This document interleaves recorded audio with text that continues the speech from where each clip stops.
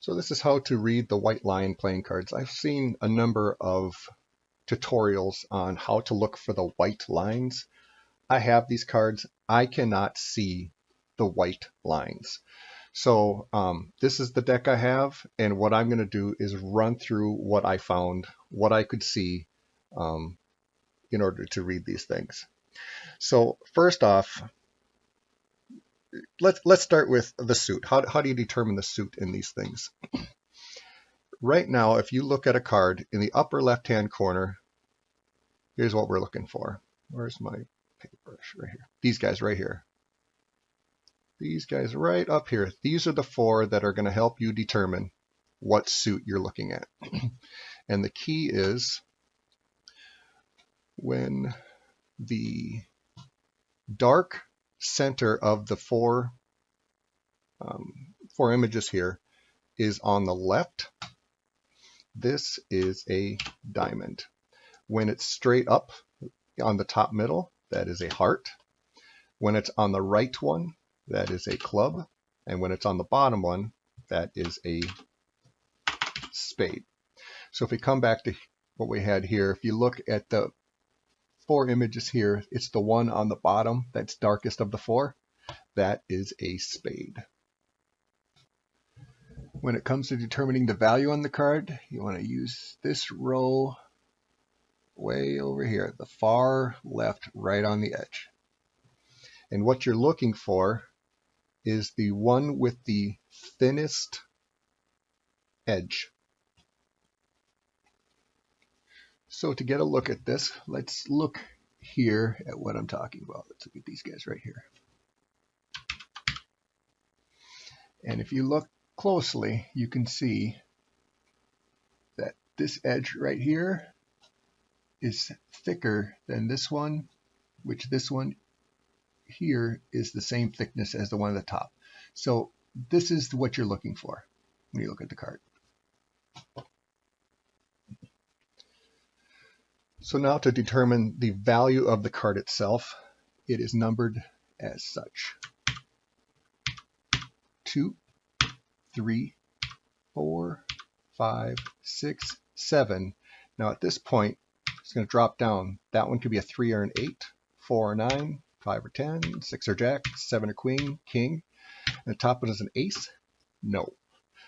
In the case of an ace, these will all look the same. There will not be a thinly edged image.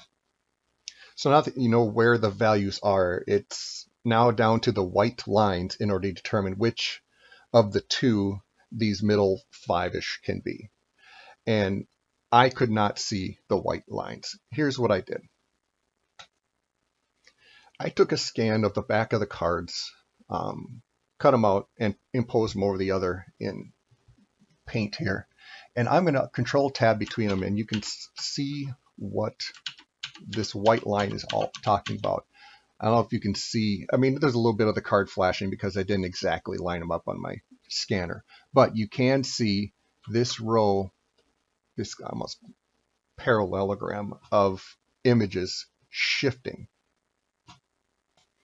Now what I look at, and what's easier for me to spot, in this case, this is a 3, the difference between a 3 and an 8 that I'm showing you right now. If I take my light colored indicator here and then look at the next two, I look at how these two are lined up. On this particular one, this is the 3. So if I go straight up as I can here, you'll see that the 3, in this case, these two line up where the bottom one is to the right of the top one. And if I look at the 8, what I can see is that they don't line up like they do on the 3. I come here, and if I go straight up, there we go.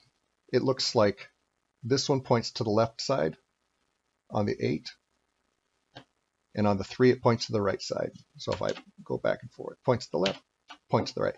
And actually my eyes can see that way easier than the white lines. So whenever I'm looking for the value of the card, I find the lightest one, I determine it's a 3 or the 8, the 4 or the 9, and then I can see which side of this halfway point that the image lines up on. So let me back this up. And I'm going to go down to here. Actually, sorry.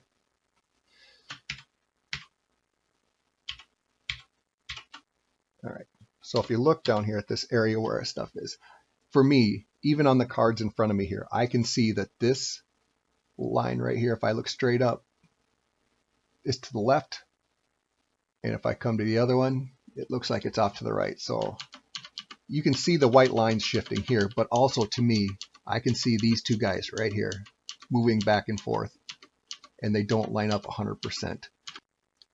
When it comes to determine which of these two, the smaller value is going to be when the bottom one is shifted to the right of the top one, and when the value of the two is the larger one, you'll see the bottom one is to the left of the upper one.